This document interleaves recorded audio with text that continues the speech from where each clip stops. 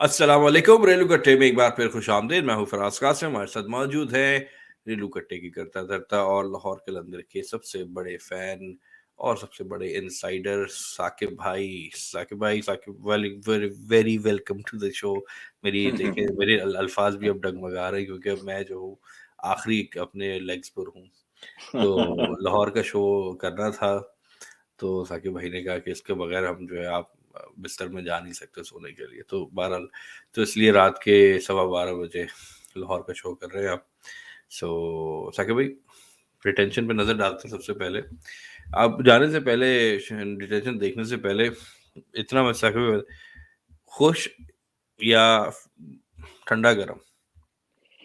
यार ठंडा गर्म ही है। आपको पता कि ये तो ठंडे से स्टार्ट हुआ था। जब सुबह टेंशन आई हैं तो उसमें आपको पता है कि बहुत से जर्नलिस्ट ने बात की हुई थी कि फखर शायद छोड़ के जा रहा है, फखर जल्दी में जा रहा है, ये हो रहा है वो हो रहा है। फिर लग रहा था काम ठंडा हो गया है। आई वॉज श्योर कि लाहौर फखर को रिटेन करेगा, मगर जब लिस्ट आई तो उसमें फखर का नाम नहीं था और अहमद दानियाल का नाम था।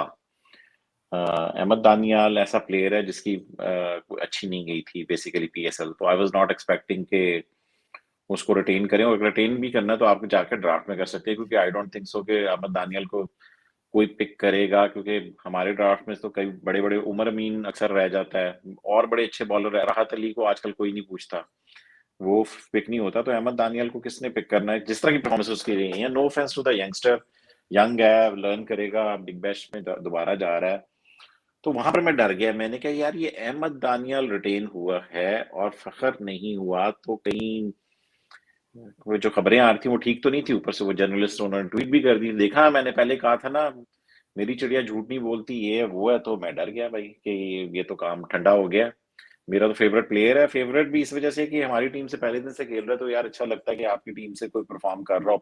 वैसा ही जिस तरह आपकी एसोसिएशन इमाद वसीम से होगी, राइट, के पहले साल से आपके साथ है, क्वेटा वालों की सरफराज या नवाज के साथ होगी। तो ये वही एसोसिएशन है बेसिकली कि जब से आया फखर हमारे साथ खेल रहा है तो उसमें उसका जाना अच्छा नहीं लग रहा।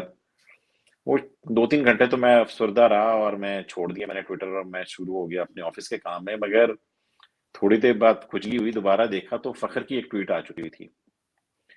फखर की ट्वीट आ चुकी हुई थी कि मैं अभी ठहर जाओ, अभी मत जाओ।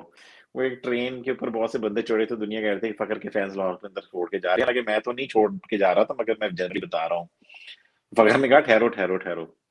और फिर फखर की एक दो और आई थी जहां से एक चीज कंफर्म हो गई कि फखर नहीं जा रहा। उमर फारूक, आपके जो दोस्त हैं उमर फारूक, उन्होंने ईएसपीएन क्रिक इन्फो पे आर्टिकल भी लिख दिया कि फखर ड्राफ्ट में दोबारा पिक होगा। तो it's writing on the wall now कि लाहौर के अंदर की जो पहली पिक होगी वो फखर जमान होगी। So now I am happy. अब जहां तक रैशनल अगर आपने पूछना है कि फिर अहमद दानियल का क्यों हुआ, तो वो मैं आपको ये बता सकता हूँ अहमद दानियल का, कि वो ये हुआ होगा कि आपने देखा होगा कि इन्होंने मेलबर्न स्टार्स को भेजा है, अहमद दानियल को दोबारा उसका कॉन्ट्रैक्ट किया है।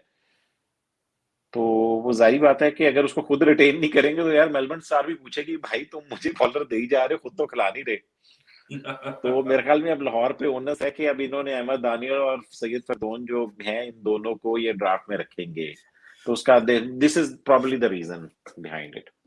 चले, मैं देख रहा था, वो फॉलो कर रहा था मैं वो सारा ट्विटर का फ़खर ज़मान वाला।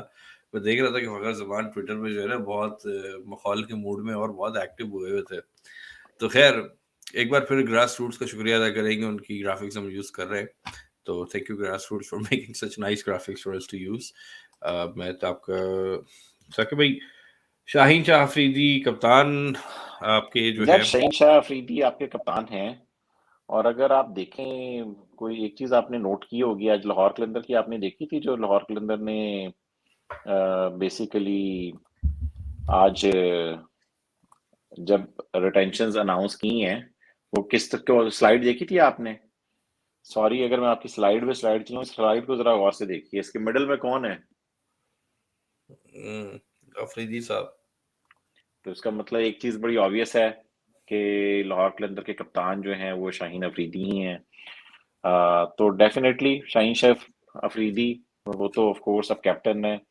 वेरी हैप्पी कि लाहौर ने एक अच्छा डिसीजन किया है कि शाहीन शाह अफरीदी को कैप्टन बनाया है उन्होंने, प्लाटिनम में उसको रिटेन किया है।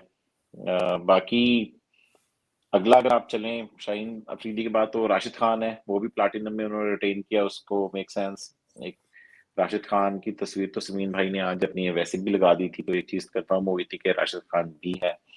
उसके बाद David Wiese, no brainer again, like बड़ी ऑब्वियस रिटेंशन है। हारिस रऊफ को ब्रांड एम्बेसडर बना के बड़ा ऑब्वियस है, क्योंकि हारिस रऊफ को प्लैटिनम से नीचे कर दिया। मोहम्मद हफीज पहले ही डायमंड में थे, तो इससे डायमंड लाहौर कलंदर की इस दफा भी लॉक हो गई है। तो तीनों की तीनों डायमंड की जो पिक्स हैं इनकी, वो लॉक हो गई हैं, क्योंकि इस तीनों की तीनों रिटेंशन हो गई। हफीज हफीज के बाद सुहेल अख्तर को अगर आप देखें तो उन्होंने रिटेन किया है।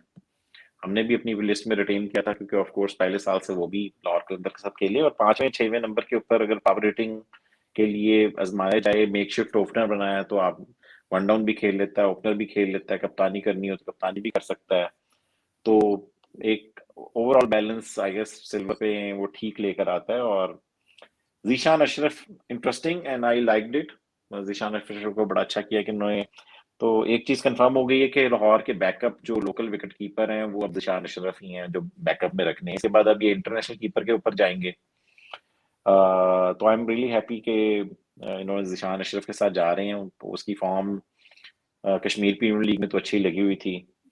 अहमद दानियल का मैंने आपको लॉजिक बता दिया है कि वन ऑफ द रीजंस वो यही है कि मेलबर्न स्टार्स कल को ये ना कहे कि यार तुम खुद तो खिला नहीं रहे प्लेयर को और हमें टकाई जा रहे हो। तो अहमद दानियल को भी इन्होंने रिटेन किया है। तो यही लाहौर की रिटेंशन हैं। बस other than the Ahmad Daniyal there is no surprises.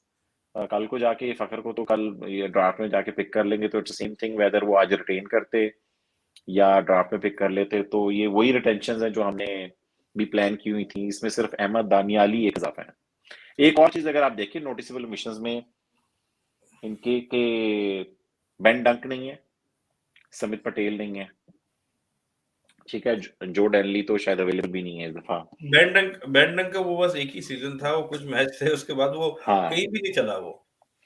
उसने पिछले सीजन में यार 250 की थी, मगर आउट ऑफ 10, बाकी 10 में बाकी 8 में फ्लॉप था। वो 250 से उसका कर गया उसका था, बाकी 8 में फ्लॉप था वो। हंड्रेड्स भी खेला उसने इधर उधर भी, वो नहीं चला। नहीं वो चल नहीं रहा है चला वो उसने वो। बस वो 2 इनिंग्सों का प्लेयर था। नहीं, वो उससे पहले मजासी सुपर लीग का भी टॉप स्कोरर था वो। जब इधर आया था तो उससे पहले मजासी सुपर लीग में टॉप स्कोरर था नहीं, वो। प्लेयर तो यार अच्छा यार होता है साकिब। जब जैसे जेम्स विंस की जब शुरू में बात कर रहे थे पहले शो में, हम्म, कि जेम्स विंस जो है he is not a typical T20 player जो कि अपनी बिग हिट्स पे साकिब में ये होता है कभी लगती कभी नहीं लगती।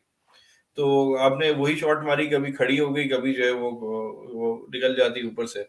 लेकिन जब आप प्रॉपर प्लेयर होते हैं तो आप जब इनिंग, लेकिन आप चक्कर ये कि हर प्लेयर तो आप टीम में उसी हिसाब का नहीं रख सकते ना, तो आपको बिग हिटर भी चाहिए। अब वो बिग हिटर का यही होता है, हिट एंड मिस होता है बेचारे, कभी चलते हैं कभी नहीं चलते, तो इसमें कोई वो नहीं है। ऐसा कि जिशान अशरफ इंटरेस्टिंग है कि आप आई थिंक ये आपको वो कहते हैं ना यूथ भी है, और आपको एक बैकअप भी स्ट्रॉन्ग दे रहा है टीम को। I think that's a very good decision. हाँ बिल्कुल। एक लोकल कीपर तो देखो हर टीम के पास होना चाहिए। शान अशरफ चूंकि बैटिंग का एलिमेंट ले आता है, ओपनिंग भी कर सकता है। ओपनर तो खैर सारी होती हैं आजकल। तो मगर चूंकि बैटिंग के साथ साथ वो कीपिंग का भी एलिमेंट ले आता है, तो आपको एक चीज आपके माइंड में होती है यार मेरे पास एक एग्रेसिव कीपर है जो कि बैटिंग भी अच्छी तेज तेज कर सकता है, तो सर वो भाई, अच्छा। हफीज मगर हफीज बॉलिंग करेगा इस बार? यार देखना है कि शाहीन अफरीदी करवाता है कि नहीं। हिस्टोरिकली लाहौर ने हफीज की बॉलिंग को यूटिलाइज बहुत कम किया है।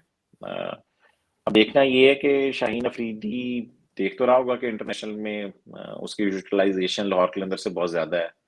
और चूंकि शाहीन अफरीदी इंटरनेशनल क्रिकेट ज्यादा खेलता है सोहेल अख्तर से, सोहेल अख्तर ने तो खैर कभी तक खेली नहीं है, मगर ये कि चूंकि शाहीन अफरीदी देखता रहता है, तो मे भी मुझे लग रहा है कि शायद वो इसको ज्यादा अच्छा यूटिलाइज करे होपफुली। मगर वो देखिए हफीज की यूटिलिटी ही तब है कि अगर उसकी बॉलिंग को यूटिलाइज किया जाए, नहीं तो उसकी उतनी ज्यादा यूटिलिटी है नहीं एज ए बैट्समैन ऑनली। वो हमेशा से एज ए ऑलराउंडर ही जचता है। मगर एक और आप नोटिसेबल विशन अगर आपने देखी हो खास, तो वो है समित पटेल की। इस दफा डंक और पटेल का ये हुआ कि इन्होंने अपनी कैटेगरीज को ये डायमंड में ले गए हैं। And I am dead sure कि ये डायमंड में शायद इन दोनों को कोई भी शायद पिक ना करे, क्योंकि डायमंड में अगर आप देखें तो इस दफा प्लेयर्स डायमंड की लिस्ट में भी काफी प्लेयर्स हैं। एक तो ये है कि कई प्लाटिनम वाले प्लेयर होंगे जो कि डायमंड में रेलीगेट हो जाएंगे, एक तो वो बहुत बड़ी लिस्ट होगी। फिर ऑन टॉप और डायमंड में अगर आप देखें तो राजा पाक साहब भी है, ठीक है? फैबियन एलन भी है, ज़ज़ई भी है, जेम्स फॉकनर भी है, ठीक है? जॉनसन चार्ल्स है, रूसल मेंडिस है, लैंडल सिमंस है, लुइस ग्रेगरी है, महमूदुल्लाह रियाद है, तो नजीबुल्लाह ज़दरान है। तो डायमंड में काफ़ी प्लेयर हैं इस तरह के, फिल सॉल्ट है। तो बहुत मुश्किल है कि समित पटेल और डंग को कोई डायमंड में जिस तरह की फॉर्म भी इनकी लगी हुई है, उतनी अच्छी फॉर्म नहीं है कि डायमंड में रिटेन हो गए। ये मोस्ट लाइकली हमेशा से गोल्ड में ही समित पटेल तो वो आता है, तो आई डोंट नो कि उसने ऐसी अपनी कैटेगरी को डायमंड में क्यों कर लिया है। तो जब वो शायद गोल्ड में रेलीगेट हों तो फिर ही इनको कोई टीम उठाएगी, जिसकी वजह से लाहौर इन दोनों को इस दफा नहीं रिटेन कर सका, क्योंकि उन्होंने अपनी कैटेगरीज बढ़ा के डायमंड कर दी हैं। समित पटेल का तो ये था, हमेशा मैं आपको बोलता था कि मुझे पसंद था, लेकिन वो आपने जो reasoning the, I think that make sense कि वाकई में अगर डायमंड में आपके पास वीजा, हारिस रऊफ और मोहम्मद हफीज थे, ये तो मतलब पक्के पक्के बनते ही थे इनकी रिटेंशन ऑब्वियसली। तो हाँ, यही वजह है, लेकिन वो वही वही प्लेयर है ना, ताकि भाई घाट घाट का पानी पिए हुए, तो लेकिन वही बात है कि आप you should know your worth. तो हाँ, वाकई में मुझे नहीं लगता कि कोई उठाएगा उनको। शायद कोई राशिद खान इस बार पूरे टूर्नामेंट के लिए अवेलेबल है आपके पास? यार मैं तो दुआ कर रहा हूँ कि इस दफा अल्लाह करे कि एडिलेड स्ट्राइकर सारे मैचेस हार जाए। जो जब वो सारे मैचेस हार जाएगी तो राशिद खान फुली अवेलेबल हो जाएगा हमारे लिए। अगर वो सेमीफाइनल के लिए, या वो जो उनके प्लेऑफ भी तो आजकल टॉप 5 जाते हैं ना, उसमें 3 मैचेस भी खेल सकते हैं। फिर वो इतना लंबा टूर्नामेंट है ये यार, 2 महीने का टूर्नामेंट। तो वो बस वो यही है कि अगर वो प्लेऑफ्स में क्वालिफाई नहीं की तो फिर फुली अवेलेबल होगा। अच्छा, राशिद खान के और एक बात लाखों भी कहूंगा, कुछ कुछ प्लेयर्स होते हैं अब जो एरा डिफाइन करते हैं, या एक चीज की वो राशिद खान का जो आर्ट है लेग स्पिन का, ताकि भाई वो यूनिक है। उस अब दुनिया उसको कॉपी कर रही है, पर क्योंकि हमने हमेशा से जो है वो जो सुना बड़े बॉलर से, शेन वॉर्न हो गए, ये जो टीवी पे जब भी बोलते कि भाई फ्लाइट दो और फ्लाइट में बीट करो, और जैसे ये होता है, तो नहीं, उसकी अपनी मंतक है, वो उसकी लेग स्पिन का ब्रांड ही अलग है। तो वो एक दफा आपने वो बड़ी वायरल वीडियो आपने देखी होगी, शेन वॉर्न के साथ बॉल कर रहा था वो, आई थिंक एमसीजी पे कहीं। नहीं देखी मैंने। अच्छा, देखिएगा, बड़ी मजे की वीडियो है वो।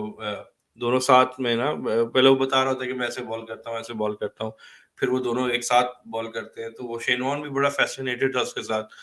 सो इसकी जो इसने जो ब्रांड ऑफ लेग स्पिन निकाली है ना, रेवोल्यूशनरी, शुरू में जब आया था तो मुझे अच्छा, अब जो लोग अब आई थिंक लोगों के अब वो बंद हो गए हैं।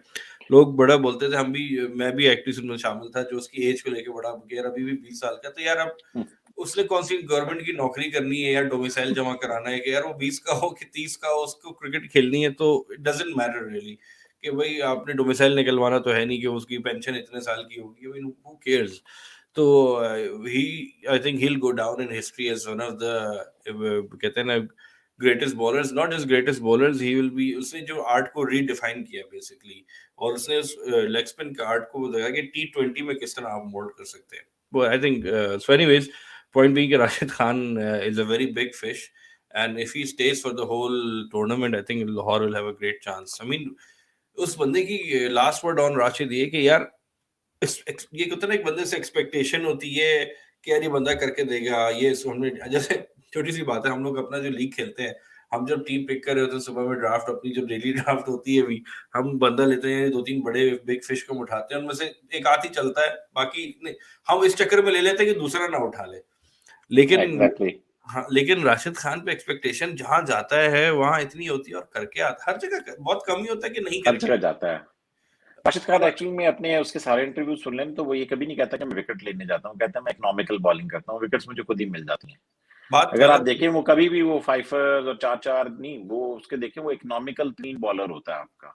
बिल्कुल, बिल्कुल, वो बॉल विकेट खुद ही, बल्कि अब तो ये, अब तो उसका नाम ऐसा हो गया है कि अब वो इकोनॉमिकल बाय डिफॉल्ट हो जाता है, क्योंकि साकिब भाई लोग कहते हैं कि भाई इसके 4 ओवर निकाल दो, इसके चारों ओवर निकालो, इसके 4 बिल्कुल ओवर ऐसा ही है। 20-25 में निकाल दो, तो वो ऐसे ही इकोनॉमिकल हो जाता है और बीच में विकेट भी ले जाता है, तो वो अब वो उस लेवल पर पहुंच चुका है वो। खैर, साकिब भाई, जो तो खैर छोटा मुख्तसर शो था, उसको फिलहाल यहाँ खत्म करेंगे लाहौर का। जैसा कि अपने नाज़रीन को बता दें कि जो जानते हैं रेलू कट्टे को उनको तो पता होगा, लेकिन जो नहीं जानते ये कि भाई ये तो एक मुख्तसर सा खाली डिटेंशन में नज़र डालने का शो था, और मज़ीद जो है वो डिटेल्ड एनालिसिस आती रहेंगी। अभी तो ड्राफ्ट है, है। कोई 26 घंटे रह गए साकिब भाई? बस थोड़ा ही टाइम रह गया ड्राफ्ट में यार। 24 प्लस 4, हाँ, 1 दिन रह गया टोटल। 28 घंटे रह गए हैं। बिल्कुल। तो ड्राफ्ट के बाद डिटेल कि किसका कैसा ड्राफ्ट गया वो भी बात करेंगे। बहरहाल शो तो अब आते रहेंगे इंशाल्लाह और आपसे मुलाकात होती रहेगी। साकिब भाई आपसे कल फिर मुलाकात इंशाल्लाह कोशिश करेंगे कि कुछ शो रिकॉर्ड हो जाए कल का, लेकिन वादा नहीं कर सकता क्योंकि मुझे खुद नहीं पता कल मेरा क्या स्केड्यूल है। तो बहरहाल thank you so much Saqib भाई एक बार फिर। और आप जो भी देख रहे हैं बहुत शुक्रिया देखने का। सब्सक्राइब करें और कीप वॉचिंग रेलू कट्टे, कीप सपोर्टिंग रेलू कट्टे। Thank you so much. अल्लाह हाफिज़। अल्लाह हाफ़िज़।